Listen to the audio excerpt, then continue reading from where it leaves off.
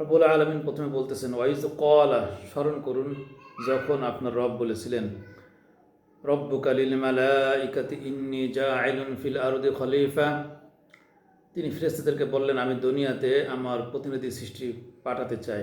এই খলিফা শব্দের দুইটা অর্থ প্রচলিত আছে, একটা আছে স্থলাভিষিক্ত আর একটা আছে প্রতিনিধি, আমার পক্ষ থেকে প্রতিনিধি।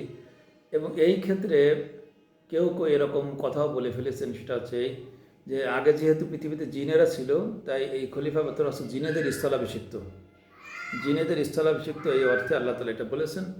কিন্তু পবিত্র কোরআনের অন্যান্য আয়াত দেখলে পরবর্তীতে বোঝা যায় যে না, এটা হচ্ছে আল্লাহর পক্ষ থেকে খলিফা। কারণ পবিত্র কোরআন আল্লাহ বলছে ইন্না আরাদনাল আমানাতা আলাস সামাওয়াতি ওয়াল আরদ। আল্লাহ তাআলার আমানতটা অর্থাৎ খলিফার কাজটা কি, যে মালিক থাকে সে মালিকের আমানত, মালিকের দায়িত্ব এটা আর এক জায়গায় যথাযথ পৌঁছে দেওয়া। তো এই যে আমানত, এই আমানত পৌঁছে দেওয়ার দায়িত্ব যেহেতু আল্লাহ তাআলা মানুষকে দিয়েছেন, সেহেতু মানুষ আল্লাহর পক্ষ থেকেই খলিফা। তা আল্লাহ তাআলা যখন এই কথাটা বললেন তখন আল্লাহ বলছেন, ফেরেশতারা তখন কি বলল, ক্বালু, এখানে বহু বচন, আতাজআলু ফিহা মান ইউফসিদু ফিহা ওয়া ইয়াসফিকুদ দিমা। হে রব্বুল আলামিন, আপনি কি দুনিয়াতে এমন কাউকে সৃষ্টি করবেন যারা সেখানে ইফসিদু মানে ফাসাদ সৃষ্টি করবে। ফাসাদ সৃষ্টিটা কেমন আবার সেটাও আল্লাহ তাআলা ব্যাখ্যা করে দিচ্ছেন, ফাসাদের একটা অংশ ব্যাখ্যা করে দিচ্ছেন। ওয়া ইয়াসফিকুদ দিমা, ফেরেশতারা বলল তারা সেখানে রক্তপাত ঘটাবে। রক্তপাত ঘটনাটা একটা ফ্যাসাদ, কিন্তু তারপরেও ফ্যাসাদ শব্দটা আলাদা ব্যবহার করা হয়েছে। তো এখানে এই জন্য ব্যবহার করা হয়েছে যে রক্তপাত ঘটানোর আগে যে মানুষকে বা সৃষ্টিকে যে কষ্ট দেওয়া হয়, মানুষের নিজের ক্ষমতার জন্য, নিজের শক্তির জন্য, নিজের অর্থ সম্পদের জন্য, নিজের দলের সম্পদের জন্য, নিজের দলের শ্রেষ্ঠত্বের জন্য, দেশের শ্রেষ্ঠত্বের জন্য মানুষ যে সমস্ত কষ্ট আরেকজনের উপরে চাপায় দেয়, এটা সবই ফ্যাসাদ। আমি আমার ভাইয়ের অংশ দিচ্ছি না, আমি আমার পথে যাওয়ার জন্য পথের একটা জায়গায় বাধা দিচ্ছি, আর একজনকে এলাকা থেকে উচ্ছেদ করতেছি, আর একজনের উপর মামলা দিচ্ছি, আর একজনের সম্পদ দখলের জন্য বিভিন্ন রকম কৌশল করতেছি, এগুলো সব ফ্যাসাদ। দুনিয়াতে রক্তপাত ছাড়া দুনিয়াতে মানুষের জন্য কষ্টদায়ক যত রকম কর্ম আছে, গোপন প্রকাশ্য যা আছে সব ফ্যাসাদ। চাঁদাবাদি, চুরি, ছিনতাই, জমি দখল, আত্মসাৎ, মানুষের ফাইল আটকায় রাখা সহ বিভিন্ন রকম কষ্ট, মানুষের জন্য কষ্ট দিয়া যত রকম কাজ আছে সমস্ত কর্মকে বলা হয় ফ্যাসাদ। আর এই ফ্যাসাদের একটা বড় অংশ হচ্ছে রক্তপাত ঘটানো, মানুষকে হত্যা করা। আল্লাহ তাআলা বললেন এই ফেরেশতাদের জবাবে, আল্লাহ তাআলা ফেরেশতারা আরও কিছু কথা বলে, সেটা আছে ওয়ানাহনু নুসাব্বিহু বিহামদিকা, ওয়ানাহনু মানে আমরা, নুসাব্বিহু আপনার তাসবিহ পাঠ করি, বিহামদিকা আপনার প্রশংসার সহকারে, আপনার প্রশংসা তাসবিহ আপনার পাঠ করি, অনুকদ্দিসু লাক এবং আপনার পবিত্রতা বর্ণনা করি। এটা যখন ফেরেশতা বললেন, যে ফেরেশতারা কেন এটা বললেন, সেটা হচ্ছে আল্লাহ তাআলা ফেরেশতাদের কাছে একটা মতামত চেয়েছিলেন। পবিত্র কোরআন কথা বলেছে এমন যে কথাগুলো বোঝার জন্য দুইটা জিনিস দরকার, সেটা তাকওয়া এবং আকল। পবিত্র কোরআনে বারবার বলা হয়েছে আফালা তাআকিলুন, তোমরা কি বোঝো না, এবং তাকওয়ার কথা বলা হয়েছে। মানুষ যদি আকল সম্পন্ন ব্যক্তি হয়, তাকওয়া সম্পন্ন ব্যক্তি, তাহলে এই কথাগুলো বুঝতে তার কষ্ট হবে না। এখানে বলেই দিচ্ছেন আল্লাহ তাআলা। এই বাকি কথা বোঝা যাবে, এই কথার দ্বারা বোঝা যাচ্ছে যে ফেরেশতাদের কাছে আল্লাহ তাআলা একটা পরামর্শ চেয়েছিলেন, মতামত চেয়েছিলেন, পরামর্শ না মতামত চেয়েছিলেন, তোমরা একটা মতামত দাও। যখন স্বাধীন মতামত দেওয়ার জন্য তাদেরকে বলা হয়েছে, তারা স্বাধীনভাবে মতামত দিয়েছে। মতামতটা কি, তারা যে জানে, জানার আলোকে, এটা তাদের ভুল না, তারা যেটা জানে সেই জানার আলোকে বলেছে। সে জানাটা কি, পূর্বে তারা পৃথিবীতে জিন জাতিকে দেখছে, তারা পৃথিবীতে এই কাজগুলো করতো, ক্ষমতার বড়াই, একে অপরের জমি দখল, এক কথায় কুকুর যে কাজটা করে, এক কুকুর আর এক কুকুর এলাকার কুকুরের সুযোগ দেয় না, কারণ ওরা ওখানে ঢোকার সাথে তার উপর আক্রমণ করে। পশু পাখি যে কাজগুলো করে, তারা এক এলাকা আর এক এলাকার পশু পাখিদেরকে শ্রেষ্ঠত্ব মানতে চায় না, মারামারি ঘটাঘাটি করে। মানুষও পৃথিবীতে এই কাজগুলো করবে, তার নিজের শ্রেষ্ঠত্বের জন্য অন্য মানুষকে কষ্ট দেবে, মানুষকে গোলাম বানাবে, মানুষের রক্তপাত ঘটাবে, মানুষের বিভিন্ন রকম কষ্ট দেওয়ার কাজ করবে। এটা ফেরেশতারা ওটা দেখে তারা মনে করছিলেন যে এটাও স্বাধীন সত্তা যখন দেওয়া হবে তখন স্বাধীন সত্তার কারণে মানুষ এরকম করবে। আর ফেরেশতাদের এই ধারণাটা ভুল ছিল না, এখনও ফেরেশতাদের ধারণাটা সত্য হয়েছে। কিন্তু এই ধারণার ভিতরে আর একটা ধারণা আছে, যেই কথাটা আল্লাহ পবিত্র বলছেন।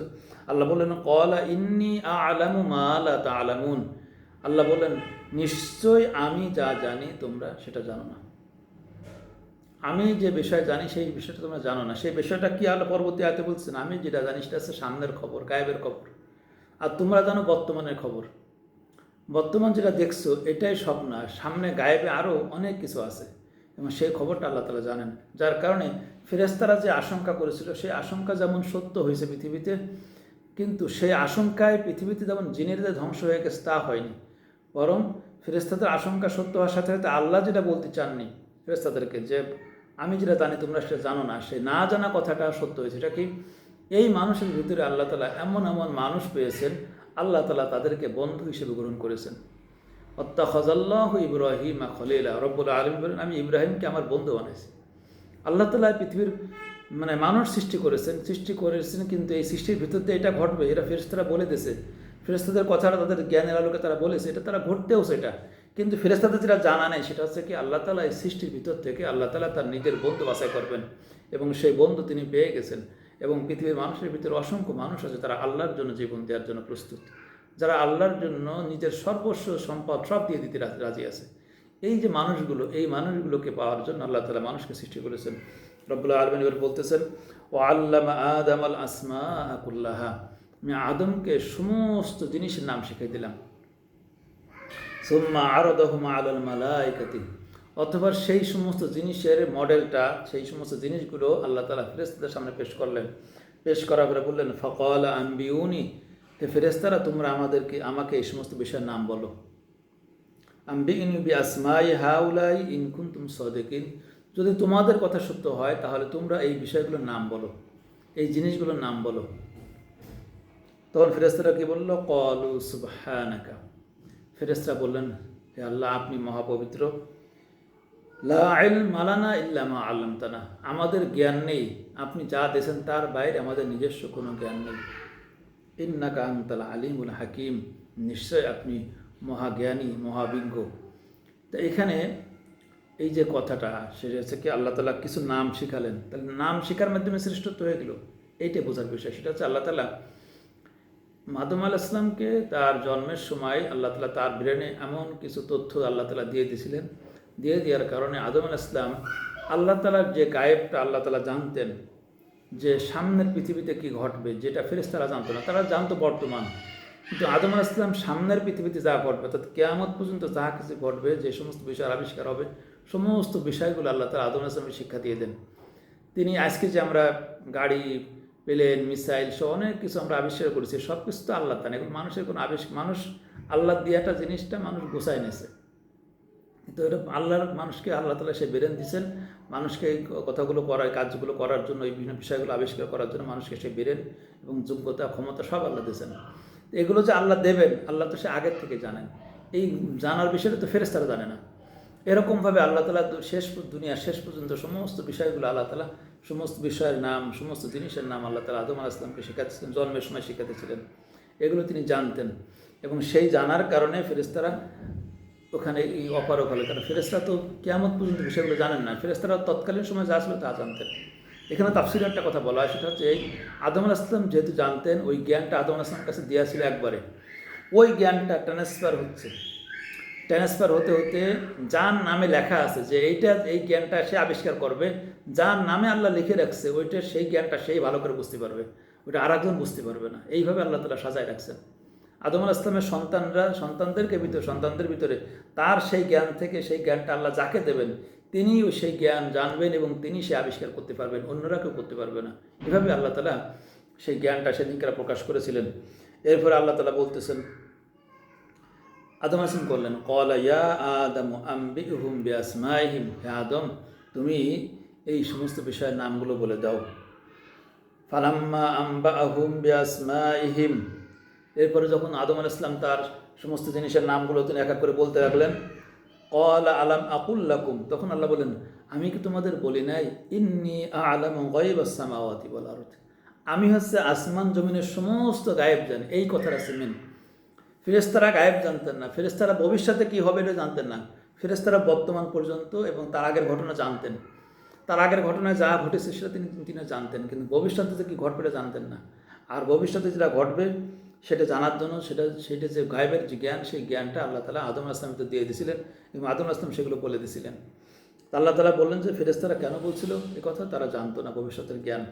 আল্লাহ তাআলা বললেন, ওয়া আ'লামু মা তুবদুনা ওয়া মা কুনতুম তাকতুমুন, শুধু আমি ভবিষ্যতের জ্ঞানই জানি না, সমস্ত গায়েবে আমার কাছে যেমন আছে তেমনিভাবে তোমরা যারা প্রকাশ্যে যে কাজ করো সেটা আমি জানি, আর তোমরা যেটা গোপনে করো সেটাও আমি জানি। এরপরে আল্লাহ তাআলা এখানে কতগুলো বিষয় থাকলো, সেটা হচ্ছে যে আদম আলাইহিস সালামের সৃষ্টিটা আল্লাহ কীভাবে করলেন। এই কথাগুলো পড়ার পর আমাদের এই প্রশ্নটা আসতে পারে, আল্লাহ তাআলা আদম আলাইহিস সালাম কীভাবে সৃষ্টি করলেন, কীভাবে তার রূহটা আসলো, কীভাবে তিনি জীবিত মানুষ হলেন। এই সৃষ্টি প্রসেসটা যদি কেউ জানতে চায়, আল্লাহ তাআলা এই উত্তরটা দিয়ে দিয়েছেন। এই উত্তরগুলো আল্লাহ তাআলা সূরা সদের ভিতরে দিয়ে দিয়েছেন। 23 পারা শেষের দিকে আল্লাহ তাআলা সদের ভিতরে আল্লাহ তাআলা বলছেন, খলাকতু বিয়াদাইয়া, আদমকে আমি আমার হাত দিয়ে সৃষ্টি করেছি। ওয়ানাফাখতু ফীহি মির রূহি, আর আদমের ভিতরে আমি আমার পক্ষ থেকে রূহ ফুঁকে দিয়েছি। এই রুহটা হচ্ছে আল্লাহ সৃষ্টি। রুহটা আবার কি? আল্লাহ ইয়াসআলুনাকা আনির রূহ, এই যে সূরা বানী ইসরাঈল আছে 15 নম্বর পারায়, যে আল্লাহ বলেন যে মানুষ প্রশ্ন করে যে রুহটা আবার কি। আল্লাহ বলছেন কুলির রূহ মিন আমরি রাব্বি, হে রাসূল আপনি বলে দেন রূহ হচ্ছে আমার রবের একটা আদেশ, আমার রবের একটা আদেশের সৃষ্টি। এই রুহ সম্পর্কে আল্লাহ বলছেন কলিলুম মিনাল ইলম, এই রুহ সম্পর্কে মধ্যে সামান্য জ্ঞান দেওয়া হয়েছে। ওই আয়াতে আল্লাহ বলছেন। তা আল্লাহ তাআলা বলছেন যে আমি আদমকে আমার হাতে সৃষ্টি করেছি এবং অনাফাখতু ফীহি মির রূহি, আমার পক্ষ থেকে আমি রুহ ফুঁকে দিয়েছি। অর্থাৎ আদম আলাইহিস সালামের ভিতরে যে রুহটা ঢোকে, রুহটা ঢোকার সাথে 8টা জিনিস ঢোকে, সেটা আল্লাহর ফু ঢোকে। এটাই হচ্ছে মানুষের জন্য সবচেয়ে বড়ত্ব এবং শ্রেষ্ঠত্ব। আল্লাহ তাআলা মানুষের প্রতি এই রহমত করেছেন যে আল্লাহর জাত সিফাতের একটা অংশ আর মানুষের ভিতরে আল্লাহ দিয়ে দিয়েছেন। এবার আল্লাহ তাআলা বলতেছেন যে ওয়াইজ কুলনা লিল মালাইকাতি ইসজুদু লিআদম ফাসাজাদু ইল্লা ইবলিস, আমি এরপরে বললাম হে ফেরেশতারা তোমরা আদমকে সিজদা করো। ফাসাজাদু ইল্লা ইবলিস, সবাই সিজদা করলো কিন্তু ইবলিস সিজদা করলো না। আবা ওয়াস্তাকবারা, সে অমান্য করলো, ওয়াস্তাকবারা সে অহংকার করলো। দুইটা জিনিস, সে অমান্য করলো, অহংকার করলো। ওয়া কানা মিনাল কাফিরিন, এই কারণে সে কাফেরতে অন্তর্ভুক্ত হয়ে গেল। আল্লাহ তাআলা আমাদেরকে পূর্বের যত ঘটনা শোনান সেটা আমাদের জানার জন্য না, শুধু আমাদের এটা জানা দরকার এবং এটা এইভাবেই ঘটবে আমাদের সাথে। আমরাও যদি ওই একই রকম কাজ করি তাহলে আমরাও একইভাবে কাফের হয়ে যাবো। সেটা কি? যদি কেউ আল্লাহ তাআলার কোনো আদেশকে অমান্য করে, এতেও সে কাফের হবে না, কিন্তু অমান্যর সাথে সে এইটা মনে করে যে তার কর্মটাই ঠিক আছে। ইবলিসের এই বিষয়গুলো, এই যে বিষয়টা, এখানের বিষয়গুলোর সম্পর্কে আর একটু বিস্তারিত জানা যাবে, কারণ এই যে এই আয়াতগুলো সম্পর্কে আল্লাহ তাআলা 3-4টে সূরা আরও বিস্তারিত বর্ণনা করেছে। তার ভিতরে একটা আছে সূরা সদে আসছে, সূরা তহার ভিতরে আসছে, সূরা আরফে আসছে। আল্লাহ তাআলা এই কথাগুলো আমাদের কাছে আরও খোলাসা করে দিয়েছেন। তো এখন বলতেছেন যে সকলে সিজদা দিল কিন্তু ইবলিস সিজদা দিল না। ইবলিস অমান্য করলো এবং অহংকার করলো। অহংকারটা কি? সে বলল কি, ক্বালা আনা খায়রুম মিনহু খলাকতানি মিন নার ওয়া খলাকতাহু মিন তিন, আমি হচ্ছে এর থেকে শ্রেষ্ঠ, আমাকে আগুন থেকে সৃষ্টি করা হয়েছে আর একে মাটি থেকে সৃষ্টি করা হয়েছে। সে যুক্তি দিল যে আমি যে সিজদা দিন এটাই ঠিক আছে, কারণ আমি তো সিজদা দেওয়ার উপযুক্ত না, আপনার সিদ্ধান্তটা ভুল। আল্লাহ তাআলার সিদ্ধান্তকে ভুল বলার চেষ্টা করা, এই কাজটা যদি কেউ করে তাহলে সে তখন কাফের হয়ে যাবে।